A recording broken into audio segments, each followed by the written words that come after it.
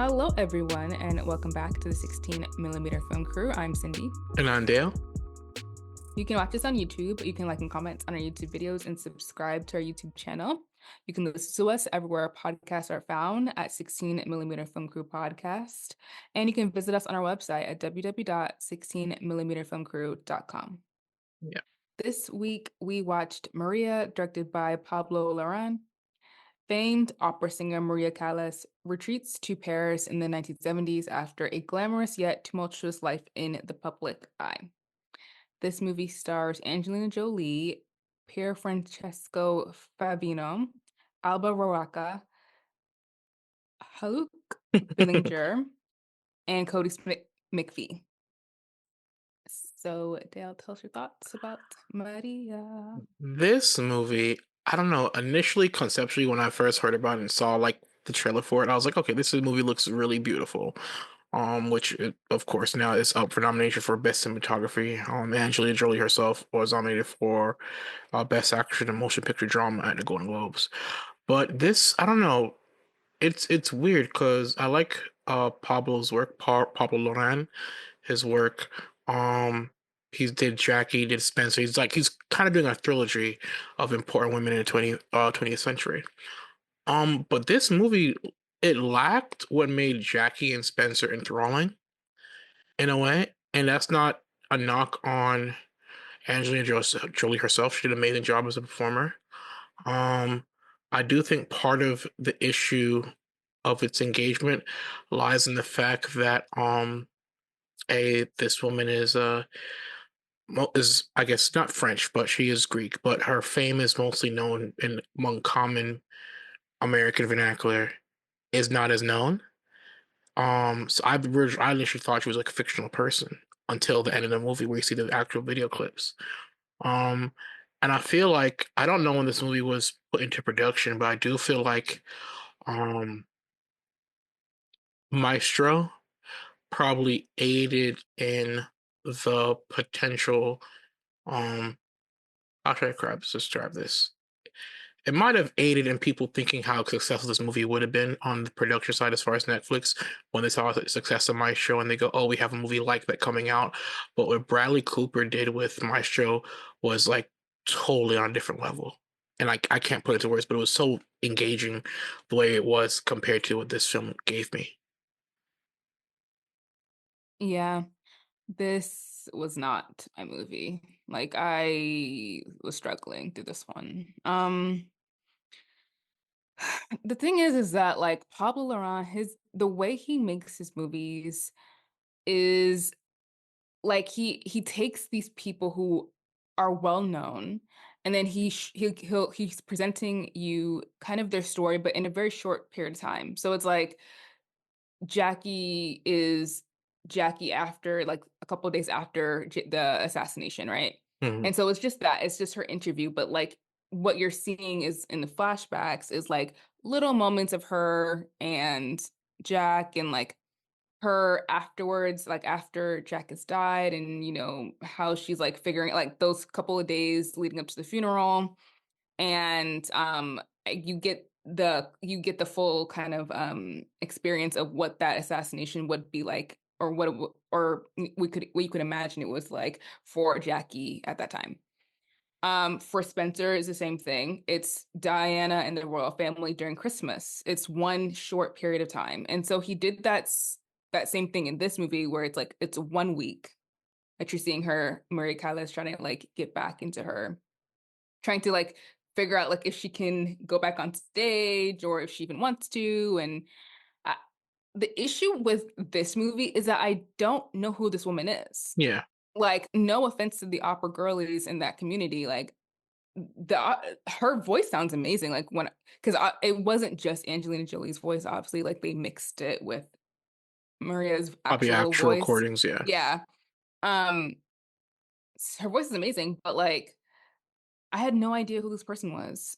So Mhm. I'm like, I think one of Pablo's successes with telling stories like this is that we knew who these people were, or we at least had an idea of who these people were. And what he was doing was kind of deconstructing that, adding some fantasy in Spencer's retelling of like I'm not saying that this is her story. I'm just saying like we can imagine what it would be like for her to be in this with the information that we know. Mm, So going into those movies, I felt more invested and I felt excited to actually watch them because I'm like, okay, I know who these figures are, but because I don't know who this Maria person is, I just was not invested at all in her legacy. I it seemed like there was a lot of stuff that went on in her life, but it's also seemed like it was kind of handled, it was kind of sanitized where like we weren't seeing like what everyone kept talking about. It was very much like everyone kept saying, "Oh, she's a diva and she's X, Y, and Z." And it's like when I was actually watching the character on screen, she seemed fine. Like she just yeah, kind of seemed out of it. like out of it. Like she kind of seemed like she was just like taking way too many pills and like had maybe like an obsession with her past, a lot of trauma there. It didn't seem like it was like she is like this impossible person who like won't show up to performances. It just kind of seemed like she had a lot going on in her life and like no one really seemed to pay attention to that. So this is how she ended up. Mm, But because it's like because Pablo does that thing where he like messes with the timeline, so you're seeing different like you're seeing past and present kind of blended together at different moments. And it's just like I can be invested in that when it's Jackie because the framing is she's doing this interview and you're going and so as she's telling you the story of the assassination, you're seeing different moments of her relationship with JFK. You're seeing moments of her doing the White House press tour. You're seeing moments that you recognize. mm, So we can flip through the timeline because I, as a person who understand who like knows the story, I know where we're at. Like it's not, I'm not confused at any point of like what's happening. I know the framing device that we're using, and I know where we are at in the timeline. It's the same thing with Spencer. Like okay, I can sort of first of all they already tell you like we're not this isn't like a biopic explicitly like we're gonna mess with things. So it actually was easier to follow because it's like okay, well I could say this is a part of Diana's subconscious. This probably is something that she did do because she self-harmed. She had bulimia. So when we're seeing certain scenes, it's like okay, I know where we're at yeah, because I don't know her life, Maria's life, I have no idea what I'm looking at. So everything, like the operas that she was doing, I don't know what is this in the 50s? Is this in the 60s? Like, I'm not sure. So it's just very, I think if he chose a different subject matter, like if we chose a different person that was more widely known, it would be easier to understand like where we're at. yeah, But I think that device that he uses in terms of going back and forth through the timeline, it can only really work if you know who the person is, yeah. And in my opinion. and it's not just that. Like you kind of do pick up subtly, like okay, when they're talking about the past, it's a black and white thing. But the you don't realize she's hallucinating or has hallucinated throughout this whole movie and a lot Yeah. of present scenes until she's like talking to her sister and she grabs her and is asking, "Am I hallucinating?"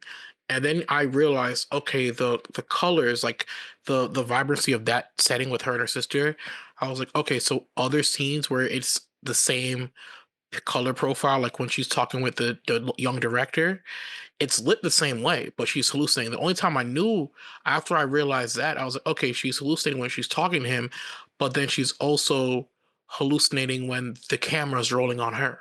When it goes to that little staticky Super 8 film style with that camera, and that means okay, she's having another hallucination. And then that left me confused because I'm thinking back on it, I was like, why are the hallucination scenes with um where she's talking to the director and the ones with her sister, why are they stylistically the same? You Mm. know, I and after I made the connection as to what was a hallucination, what doesn't, and I was like, okay, so the scenes where her and the doctor are lit, and the colors are just like her and her sister, but the scenes where she's actually hallucinating are the scenes where it looks like the film reel. Why aren't the scenes that where she's talking to the young filmmaker also done like that 8 millimeter reel? You know, but Mm. that was one of the stylistic choices that I couldn't keep track of, and it wasn't like I said until the end you realize she's hallucinating. But yeah, to your point, it's because this person is not widely known to American audiences, and I once again go back to Maestro with Bradley Cooper. Leonard Bernstein, for the most part, is known. I mean, known globally, but known predominantly in American culture. West Side Story, a lot of his Broadway stuff, a lot of those things, and now a lot of older Broadway creators and writers. They're I think post the COVID years when everybody's stuck home, a lot of those older Broadway people and writers and creators are being pushed more to the limelight because it's a largely a catalog which of content which people were able to watch. Whereas Maria, since her opera is not really a known musical genre, particularly also fitting that it's mostly sung in Latin, so it only really draws in a small subset. Like, of course, you have money. You're gonna say, "Oh, I'm going to go to this opera and see a thing," but you really don't know what they're singing about, like verbally. So I think Mm. that also plays into the block of not knowing her widely as. I mean, Leonard, like how people refer to Brandy as the vocal Bible, and to music like Leonard Bernstein referred to her as the opera Bible. The way her voice works, but she's not as internationally popular in the States. That's why I don't think this movie worked really well to me. Yeah, and I think I don't know, and I didn't even like Maestro, to be honest. I felt like it was A bit too long. fine. Way too long. Yeah. But what I think what at least Bradley did well, is that it was on for like a purpose. Like you're going through so much of his life. And there are some like interesting stuff that happens to him. I think the Leonard Bernstein as a person, as a character, is a compelling person slash Yeah. character. Like the dynamic that he had with his wife, like what does it mean to be a bisexual man in the 50s? Like it was an interesting thing to kind of unpack there. Mhm. With Maria, I just don't. Not engaged by her. Yeah, I thought that the stuff that they were talking about, where it was like she was seen as like a very difficult person, and that there was this photo of her like seeming really upset, and that the press like wrote a narrative around her about her being a diva and like whatever. I thought that was kind of interesting, just because it's like this was a time before social media, so like you couldn't like really express yourself for who you were. Like Mhm. people couldn't really see that. All people knew was what The the press put narrative, out. yeah, the press put out like Yeah. about you, and how that ended up kind of destroying her career in some sense, because it's like, well, people think that I'm hard to work with, nobody wants to work with me, or I feel this internal pressure, which is maybe why I'm like not going to certain events Mhm. and stuff. So I thought I thought that was kind of interesting. I thought her relationship with Aristotle Onassis was maybe gonna go somewhere. It didn't really go anywhere for me, but like this movie was very much like everyone's gonna talk about how great you are, and then we're gonna hear a recording of the actual lady, not really you singing, and it's just super obvious that like it's not really Angelina, even though she like put in the time to like learn how to be an opera singer or Yeah. whatever. It was not giving the same energy. Like, and I really applaud people who were like, I'm gonna go all in and really try to figure this out. But also like the people who you're portraying are so talented, like and very unique in their talent, that like you can't replicate it. Yeah. It's the same feeling I had when Rami Malek was playing Freddie Mercury. It's like, Mhm. well, obviously you could take the voice lessons, but like you're never gonna sound like him. So they're gonna have to use the recordings anyway. So it's just like, and I think that that does take you out of it, because you're what I'm seeing and what I'm hearing are two very different things. Like I'm Yeah. hearing Freddie Mercury's voice, but I'm seeing an actor try to portray him. Whether they're doing it well or not, it is always a little distracting for me. Like I'm always taken out of it, which is why like Cynthia and Ariana and everyone who like sang live for these things, that to me makes more sense, because it's like I can tell that it's you, Mhm. and you know what I'm saying? It's like I can more easily kind of lock into that, versus like when I hear the recording start when you open your mouth to Yeah. do the scenes. It just doesn't work for me. These kind of biopics are hard because you have to make stylistic decisions that match also the characters and what people know. Like you mentioned Bohemian Rhapsody. They played up the showman side of Freddie and also a lot of his issues. Look at Edrin, with Rocket Man, Elton John. He re-recorded all of Elton's music, played the piano, sang all that. But they also included aspects of Elton John's his music videos in the scenes, like adding more to it.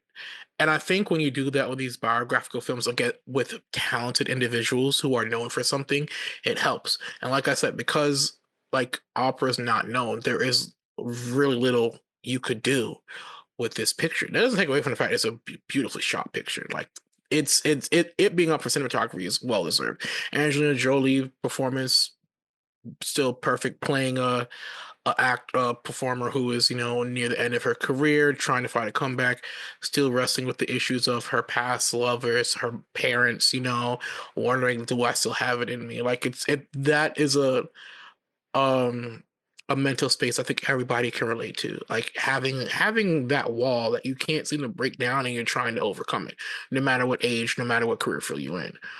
But yeah, it's just like this movie feels like a drag to sit there through.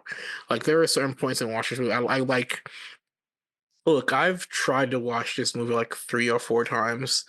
Try to watch it on the plane when I over the winter break. Switched it to something else.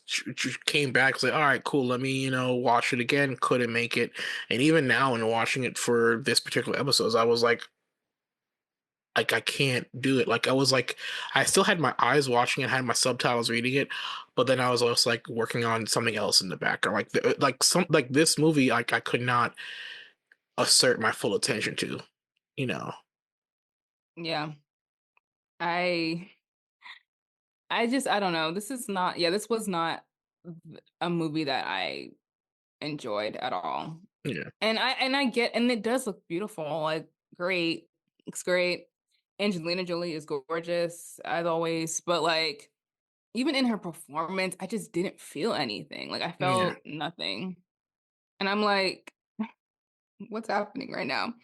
And I think it's interesting that my favorite scene was actually not with her at all. It's with the younger version of her when Yeah. the Nazi officers go to the her house and like her mom, I don't know what her mom was trying to do, some Making them next level sing type for money some next level or type yeah. stuff. Because the kids, I think the girls were like being used in other ways other than their singing abilities. So like, what the hell, mom? But yeah, but when the young version of her does not look like Angelina Jolie at all, so that was like, okay. Off-putting. But I was like, okay, go off, I guess. But when she starts to sing for the officer, I thought whoever that actress is, a beautiful voice, absolutely gorgeous. And how she was singing that song, I think it's from Carmen, like and it was so emotional because she's like not looking down and she's like gripping her arms, like she's so uncomfortable and scared, and you can see that.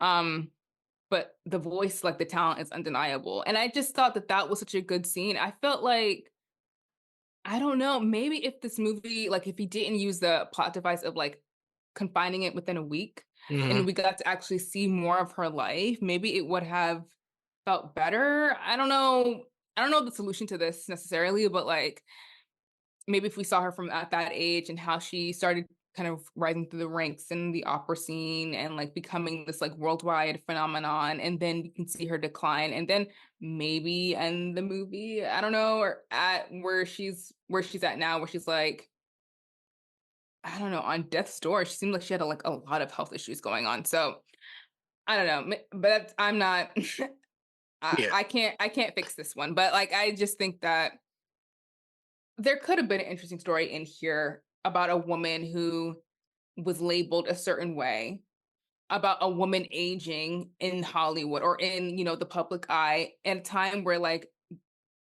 people in the entertainment business did not take older women lightly. Like they did not care about them and they Hmm. were very eager to shove them out. I think that would have been an interesting story. Like something like maybe kind of not as insane as a substance, but like something in that vein of like just aging in this industry that doesn't care about you, or just being a woman in the industry. Because it seemed like all of those issues that she was facing back then had to do with one incident and everyone just kind of wrote her off Yeah. or stopped taking her seriously at that point. So there is an interesting story in there. I just feel like we didn't really see that. I I I So, I probably would have preferred the linear progression of Maria progressing through mhm. adulthood to the end of her days, much like, I'm gonna keep mentioning Maestro because my closest relation to a project like this, as far as on the musical Yeah, if side. I like Maestro, kind of. Um, like instead of just focusing on the last week of her life. I mean, and the thing what he did, what Pablo does with Jackie and with Prince Diana and Spencer, those are high tension moments. Like everybody knows about the death of JFK. We're clear. Everybody's always has always wondered how did Jackie, deal and fight through that situation, Mhm. and balance her emotions and stuff. Like we know the turmoil for decades that Diana had to deal with the royal family, and in the movie we just see, okay, this is her breaking point where she gets, fuck it, this Christmas isn't fun, I do my own thing. Those are high moments of tension, whereas keying in on the last 4 days, last week of opera singer who is not widely well known is hard to want to spend 2 hours with. And all the tension in the movie is just her, oh, when I was 5 years old, this thing happened. When I was this years old, this thing happened. Why don't you show me the natural progression of all those incidents building up into her becoming the adult she is? Instead of just giving me a quick snippet of, oh, my husband didn't want me to have a baby. Oh, this time when I went with my husband, I met another man and I left my actual husband and had an affair. Oh, snap, my husband on his deathbed. I went to go visit him, told him I love him. Oh, but guess what? Jackie Kennedy is showing up because she's having an affair with him too, but I left to keep it a secret. Like, give me all that. Don't give me like a smidgen of it? So, Yeah, I felt like yeah, it was definitely maybe the wrong person to focus on, even though I think everyone's story is interesting and maybe in a different director's hands, it might have played out better. Because even in Spencer and Jackie, because I just recently rewatched Jackie, and like there are moments in that movie and in Spencer that are kind of meandering. mhm, Like he, in terms of like giving being concise, I don't think that that is his forte. um I think there are definitely moments where it's like, did we need this scene? What is this scene adding to our overall experience with this character?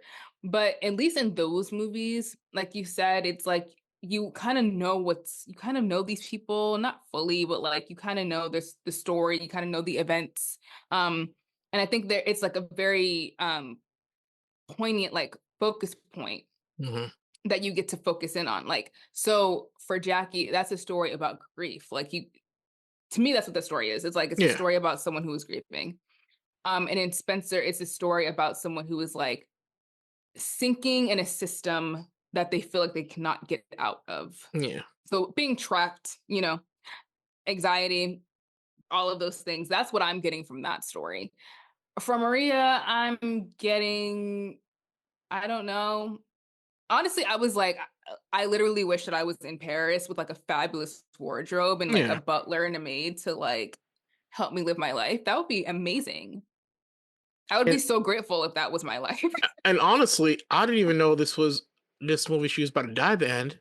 You know, like you're given no hint. Like, of course, the You can see flashback. the you can see the first scene when that they were like putting the thing over that body. Yeah, no, but I'm not when I'm saying as you watch, it's like kind of one of those scenes you kind of go back to and realize, okay, we're talking about her death, but like everything else, like, oh, you're just giving me a week until she dies, kind of thing. Like it's okay. So you seeing it from her view, okay, she's a person who thinks she's on death's bed, kind of Mhm. way, and especially the scene where the young director is like, oh, um the young director says, "Oh, I'm making a movie, Maria Callas, The Last Days," and not knowing it's a hallucination. Like I'd have been Yeah, like, that was. "Yo, that's rude as hell. Last Days, I'm still here. What are you talking about?" But then once again, making the connection, this movie is just all about her reconciling everything before she dies, in a way. So, but Yeah, I there were so many things that I missed. I just yeah, it wasn't. It's not for me. I don't want to watch another movie with singing for a while. yeah. I think I'm done. I think I've hit my quota for I the mean, year. it's not even the singing part. It's just the subject matter in this movie was not enthralling enough. So And for me, it was all of it. Honestly, like the opera singing, I Hmm. just can't. I can't. Yeah, I'm so sorry. It's a beautiful art form, but no, it's just not for me. that So too. And I think the opera scenes lasted a far bit too long. yeah, Like it's with just like Maestro, they were like quick clips of Bradley conducting for like about a minute tops, and then it'd go to something else. I look at Tick Tick Boom, where the music is the play is the basis of the movie as a backdrop. Like I shouldn't have to sit here for 3 minutes watching a dubbed version of Angelina Jolie sing opera music. yeah, That's a it's just bit too not. long. It's not for me. It's So not for me. This movie was not for me. So sorry. I understand because like when it was at the doing the festival circuit, everyone kept talking about it and how yeah, amazing it was. But then it came time for like awards and stuff, and it's like yeah. her performance is barely being mentioned. The movie, not for the cinematography, sure, but like for everything else, don't see it anywhere. And I think that's because people can feel like when something is like has grabbed your attention, and when something hasn't. Like Look, it's because it looks good. Okay. this is a typical Studio Canal film. It'll work in Europe. Netflix picks up the Mm. distribution rights for this movie at Venice, and it was up for the Golden Lion. And once again, this is why I don't believe in Venice Film Festival standing ovations because it's got an 8 minute standing ovation, and Yeah, it apparently drove doesn't. it drove Angelina Jolie to tears. Like, no, just because something at Venice gets an 8 minute standing ovation doesn't mean it's good. Half these ovations are courtesy claps, and I don't want to hear reporters saying, "Oh, this movie received a 20 minute standing ovation." Like, no, don't mention that anymore because too many movies have come out of Venice where we've heard that it got like a long standing ovation, and the movie doesn't move me or move anybody really anyway. Like this is like a like 50ish 60% as far as every critic metric rating. So yeah, Yeah. I don't tell also me. don't. I don't believe that people are standing up for 8 minutes clapping. Personal opinion, I don't think Yeah, that's true. I don't. yeah, I think they're lying. yeah. Don't tell me that shit. I don't care. Don't premiere a movie Yeah. at Cannes and mention because you guys standing ovation is one of the best movies in the world. Don't give me that shit. So yeah. Yeah. Mm-hmm. All right. Well, that's Maria. All right, so this has been a bit of a busy last couple months, for Jay-Z. I think he's entering the Grammy Hall of Fame for a Reasonable Doubt. But not just that. The last couple months and week, almost most of the last past year, Diddy has been involved in multiple rape lawsuits and allegations. Jay-Z was also involved in one of those suits, which has been dropped. They were accused of assaulting a 13-year-old artist or performer, and back in 2000, Diddy is still, of course, facing multiple criminal. Diddy is still facing his criminal trial. In May over sex trafficking and a dozen other assault cases. But now the both of them are no longer be accused of that case. Um, this is from the filing made by her lawyer, the plaintiff Jane Doe, by her thorough undersigned counsel hereby gives notice that the above caption action is voluntarily dismissed with prejudice. Counsel for the plaintiff have discussed this matter with counsel for each defendant who acknowledge and consent to this submission. Um, her lawyer is Tony Busby, who's also representing almost 200 other clients against Diddy. So yeah. Jay-Z also and Roc Nation themselves released a statement saying the lawsuit was without merit and was never going to go anywhere. The fictional tale they created was laughable. If not for the seriousness of the claims, I would not wish this experience on anyone. The trauma that my wife, my children, and loved ones and I have endured cannot be dismissed. Um yeah.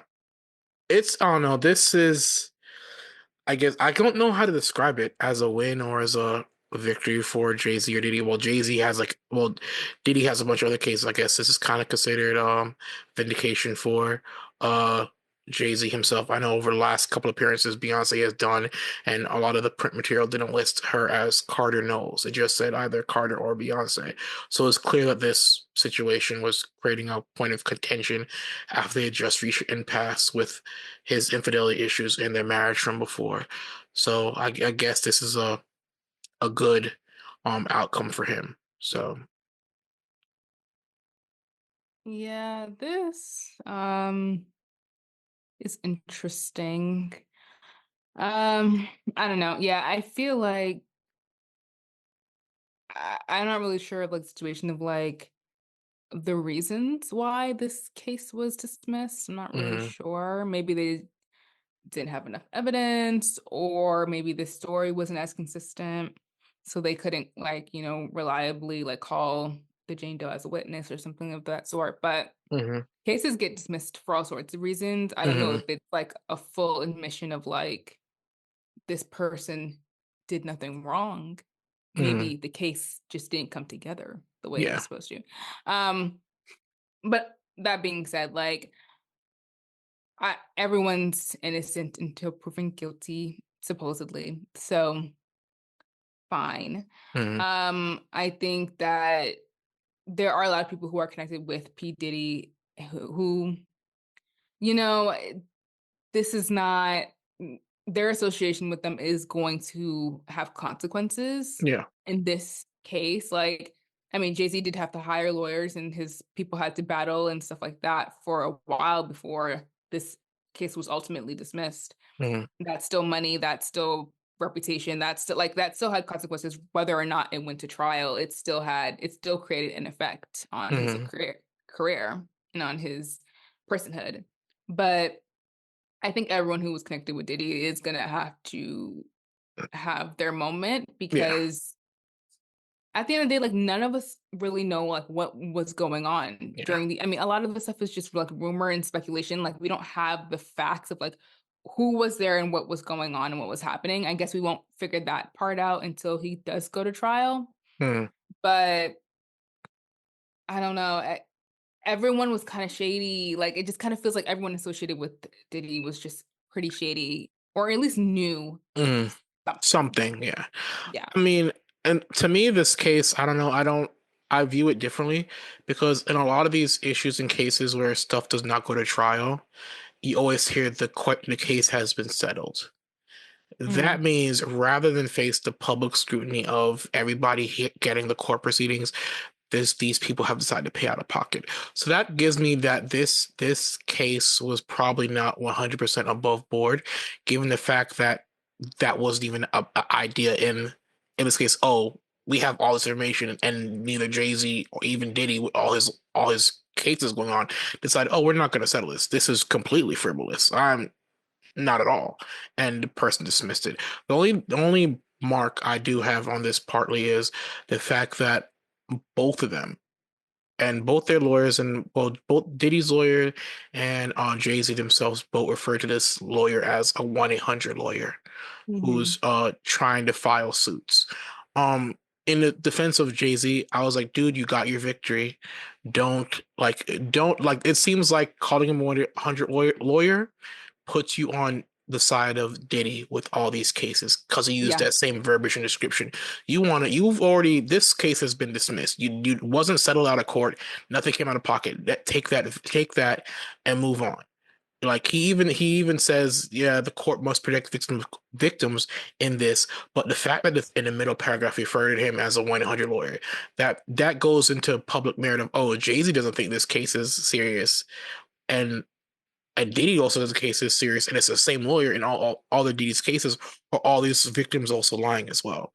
Jay-Z could have just avoided being involved in that 100% by just saying it's a victory. Of course, all victims must be protected, but don't lie and don't falsely accuse people, and just end it at that. He didn't have to include the part of referring to this lawyer as a 1-800 lawyer, which once again is the same verbiage that Diddy went on to use in his statement regarding this case. Yeah. And it's almost interesting to me that he never talks about the Jane Doe.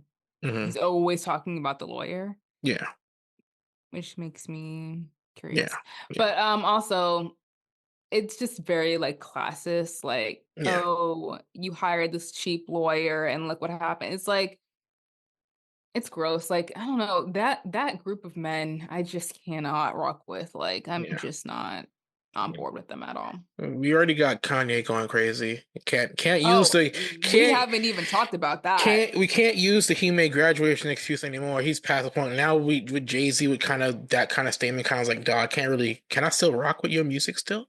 No? Can I? I just don't trust him. I don't So trust him. Yeah, And Kanye West, oh my yeah, god. What is happening? Like, honestly, thoughts and prayers for Black men because it seems like there's just a lot going on yeah. over there. No, those black guys tripping. So Yeah. You're these like, don't include these me. them niggas is tripping. Literally, I'm not gonna use the word. Them niggas is tripping. So yeah. Anyway. So our next story is a first look from The Odyssey by Chris Nolan. Matt Damon is Odysseus, and this is going to be a period epic that Chris Nolan is doing. That's coming out July 17th of next year. So Matt Damon will play Odysseus in Christopher Nolan's upcoming epic, The Odyssey. He will appear alongside an expansive cast, including Tom Holland, Mia Goth, Zendaya, Anne Hathaway, Lupita Nyong'o, Robert Pattinson, Charlize Theron, Benny Safdie, John Berthal, and John Leguizamo. Mm. Okay. Leguizamo. Yeah, Leguizamo. Okay, Mhm. sorry. So yeah, the Odyssey follows the Greek champion Odysseus on his tumultuous journey home after the Trojan War. The story was first described by the ancient Greek poet Homer over 2,000 years ago and is one of the oldest stories still enjoyed by modern readers. So yeah, I've heard about this book for such a long time, and Yeah. I should read it at some point, and I'll get it wrong. You've never read it in high school? Well, unfortunately, I went to Christian Oh, high yeah. school, Never mind. so the curriculum was a little different. We watched The Great Gatsby, but we did not talk about Homer. So there's some gaps in the literature department there, but I I'm excited to see this because I can't remember the last time Chris has done a period film. Was it was it maybe The Prestige? I mean, I don't know. I consider Prestige a period film. I'd consider, Yeah, all maybe his. I consider Dunkirk a period film yes, in a Dunkirk. Yeah, way. that was a more recent one. Thank you. Um, Yeah. yeah. But Yes, Dunkirk. but for those who don't know, this movie is basically about Odysseus and his journey home after the Trojan War, which we saw with Brad Pitt, and as Yeah. Achilles. Um, yeah, I can't wait to see, especially the horrible taste in my mouth a bit that Gladiator left. You know, Oh, I think, and it's not a bad horrible taste. The movie could have been a lot better, and I think that's the experience people had watching this. How watching Gladiator is probably what also was able to get the ball rolling for this project as well. Because Nolan is a very intense director who wants to be in control of every shot, who's very meticulous. Um, my only issue with this movie is the fact that Matt Damon is the lead character. Matt Damon is not usually to me the most captivating actor. Outside of the Bourne series, amazing. That's his bread about what's the movie where he's stuck on Mars? The Martian, oh, The Martian. like That was stuff great. like that, Yeah. and of course, Ford v Ferrari. There are a few films that are outlier that like make me say, "Oh, Matt Damon is a good actor," but he has more mid performances than he has amazing performances. And with this movie, where everything is literally on his shoulders for this movie, he doesn't have. Well, his supporting cast is amazing: Tom Holland, Mia Goth, Zendaya, and Hathaway, Lupita. Like list goes on, but still majority of the shoulders are majority of the effort is put on his shoulders. And I don't know if Matt Damon is that kind of actor when it's not a specific genre for him. You know? Like Ford v Yeah. Ferrari, he played Carroll Shelby, but majority of the praise went to oh dang, what's name went blank. Batman, Christian Bale. Majority of praise and performances in that movie went to Christian Bale. So I don't know. We'll see how that goes. Yeah, I mean, it's Chris Nolan. They were gonna let him do whatever he wanted. Yeah. I don't think like they needed Gladiator to green light this film. I Chris think it Nolan was helped like, ease getting the ball rolling between is I'm Nolan and Chris people's reaction. Nolan, Yeah, and I just won a like how many Oscars? Like I'm gonna make this movie. yeah, Like I don't think they had a discussion about it. They was like, yeah, sure. yeah. What's your next film, Chris? But I think the issues with Gladiator 2, it put the image in the eye like, oh, people, that's something people want to see, that kind of thing. Well, I guess that's why they made Gladiator 2 in the first place, is Yeah, because I guess the audience was there for it, even though yeah, people who loved the movie said they did not want a second one. I don't yeah. know. I'm not a part of the Gladiator fandom, so I'm not really sure how people felt I about don't it. think I don't think anybody is anymore. Yeah. The movie that yeah, that movie was just such a letdown, I think. But anyways, we're not talking about that. Yeah, For this movie though, I'm excited to see him do like I mean, Dunkirk is a period piece, but it's a period piece of like World War which he does One, a lot. which we know, like Yeah, especially American Europe like culture, like you very much know about World War Two, World War One. But this is like going further back than that. So I'm interested to see how he's gonna deal with those elements, and I'm excited to see how he does it.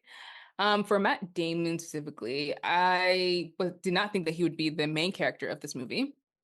I didn't know who I thought the main character was going to be because there were a lot of names that were being thrown out, so I didn't know like who was going to be cast and what. I think they just specified that today with this image, but yeah, not hugely excited about it. Like I don't know, he's not Matt Damon in at least the more recent performances that I've seen from him have been fine. But what I hope what happens is that because he is now a lead in the Chris Nolan movie, that'll inspire him to step do his game more up. and really give more in terms of the performance. I feel Yeah, like what I hope to see is more like a Robert De Niro in Killers of the Flower Moon, where it's like Robert's performances were just giving me absolutely nothing for years, and then he did that movie, and I was like, oh my God, I'm reminded of like why you are so iconic. why you're So who you like, are, you know. hopefully Matt Damon will give us that, because like Matt Damon, especially back in his day, Talented Mr. Ripley, Hmm. what's the movie they did in Boston? Goodwood Hunting, like Hmm. he was that guy. Like he was really giving performances. So I think that I feel like you don't lose a talent. Maybe you get comfortable as you get Yes, older. yeah. He's got comfortable as You actor. got comfortable, but I think he can still turn it out. So Mm, hopefully, I'm giving him the benefit of the doubt now, and just yeah, saying that hopefully he'll turn it out in this movie because that would be so disappointing if you have like an amazing cast and you are yeah, the weak link. So yeah. yeah. Um, well, moving on to casting news or casting rumors. I don't know what to call this. But the buzz around, I guess, comic book sites that report the Marvel's news and stuff are that Henry Cavill will have a role in the upcoming Marvel's Nova picture. Um, some people are speculating he's playing Captain Britain, which is he's a mutant slash superhero in that kind of like Captain America, but Captain America with actual superpowers. Um, we'll see how that goes. This rumor has not been really validated by any other major outlet like, Variety or Deadline or anything else. This has mostly been circulated within the comic sphere, entertainment sphere. And also this was also reported by some random Twitter user called Let Me Get My Shine On, and they ran with it. So this is just a rumor. Don't take it seriously. Just let y'all know that that is the rumor. So in case the rumor comes factual, y'all have known the ins and outs. I don't believe it. We'll see when we hear it. I mean, it is what it is. But it is a trend of people who have gone from under successful DC movies and have switched allegiances to Marvel. Well, Ben Affleck did, Daredevil, and then he did Batman, and which was a better movie. But actors in that genre have switched back and forth. So I think Yeah. I think what partly sparked this rumor was most likely his appearance in Deadpool and Wolverine. So yeah. Well, let's keep with that theme because you watched Brave New World, and I want to know Yeah. how you felt about So that one. that is the movie I watched for the my weekend movie Brave New World. I enjoyed it. It's clear I will say they did an amazing job of salvaging whatever they had planned for this movie. With the reshoots. The only thing is there's a lot of exposition dumps in this movie, and it's clear they're doing that to make up for the fact they have all these reshoots. But I guess in the reshoots they streamlined the movie. They cut a lot of people out. I know before. hearing about the movie. Like, if you're a wrestling fan, Seth Rollins was going to be involved in it. Rumors were that he was a member of the Serpent Society, which we get hints of with Giancarlo Esposito being an assassin working for the organization. Um, but due to the major villain being tied to an Incredible Hulk movie that came out almost 20 years ago, they have to have a lot of exposition dumps to explain why he's now the secondary bad guy or antagonist in this picture. I think Anthony Mackie did a good job. I do think they could have. I guess they hint at it in this and Winter Soldier and Falcon that the issues of being black man and being Captain America being the guy. I think they could have hinted at a little bit more, knowing the political climate and global climate that was happening at the time. It would have been very impactful, and it's not lost on me that ironically, this weekend was the Daytona 500, and Anthony Mackie gave the command for gyro starter engines, and Agent Orange showed up at the race as well. It's not lost on me. Um, but yeah, my only it's a good movie.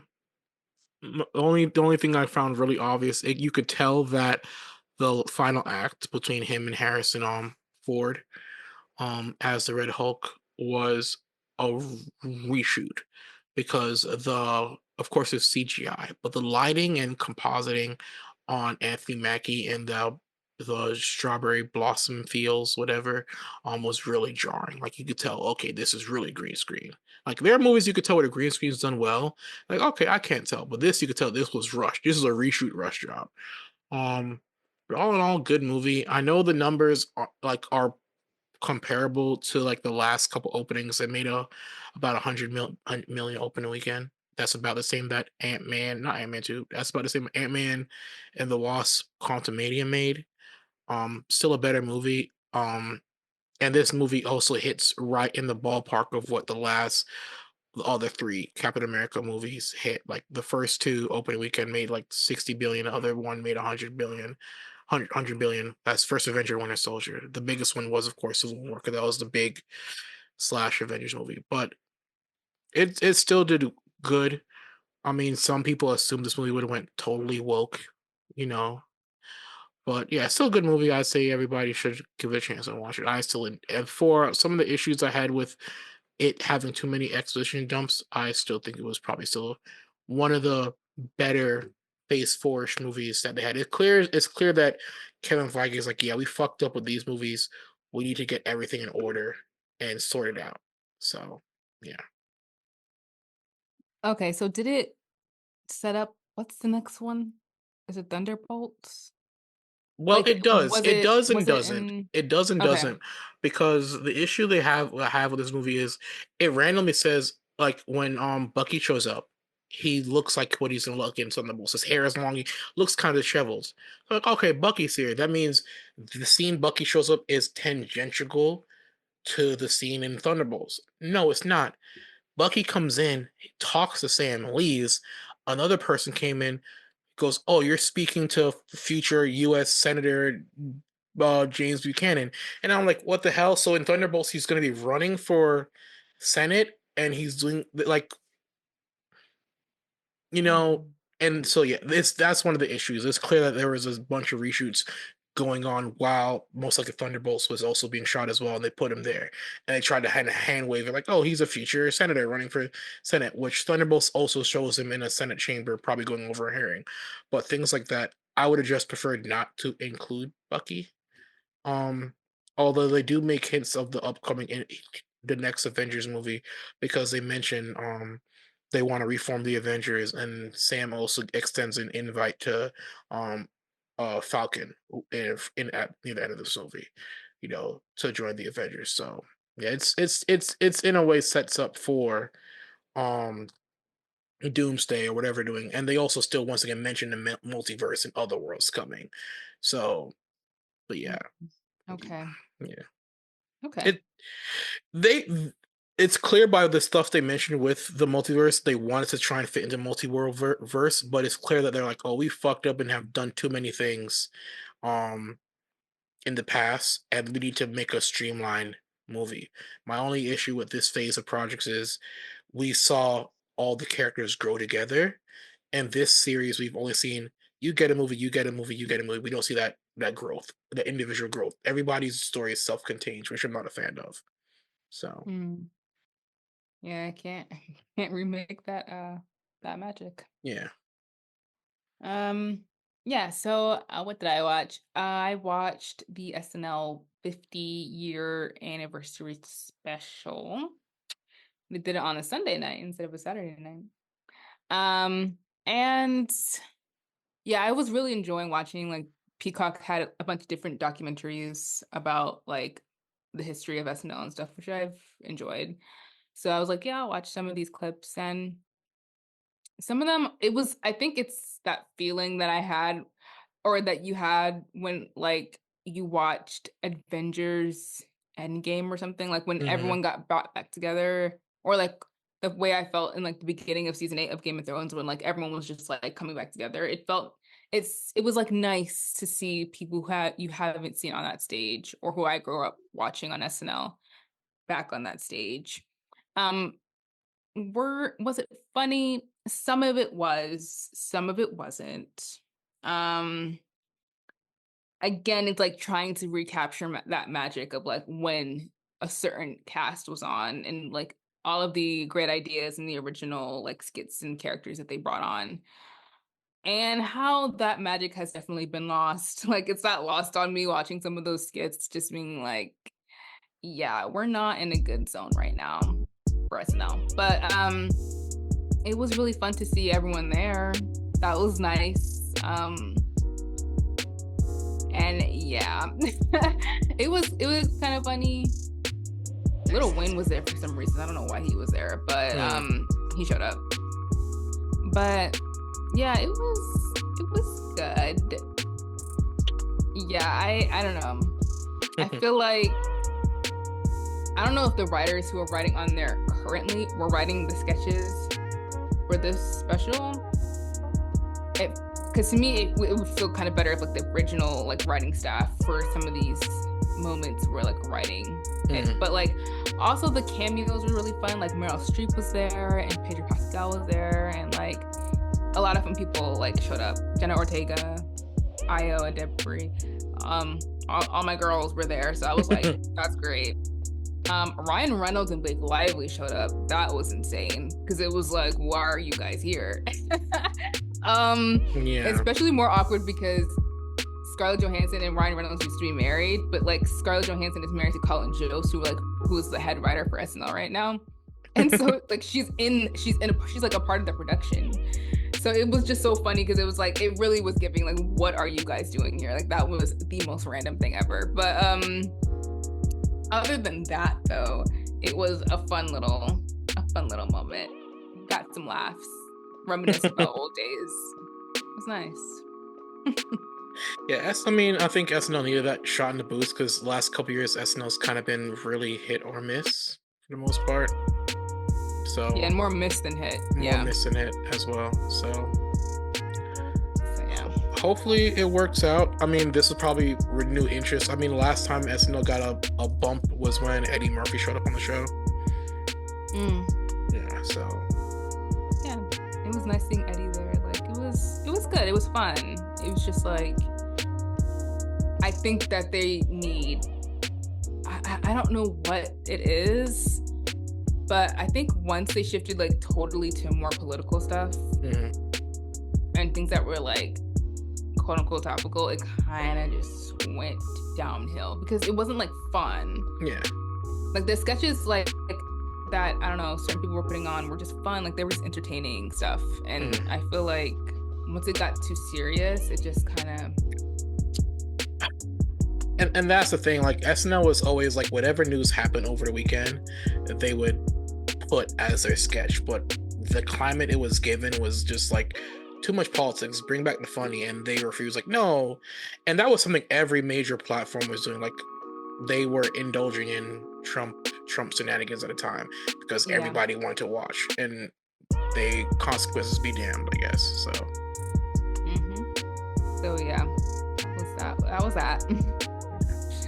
And yeah, I think that is it from us this week. We hope that you're doing well and taking care of yourselves. Make sure to check out all of our social media, support us if you can, and we will see you guys in the next episode. Goodbye. Au revoir.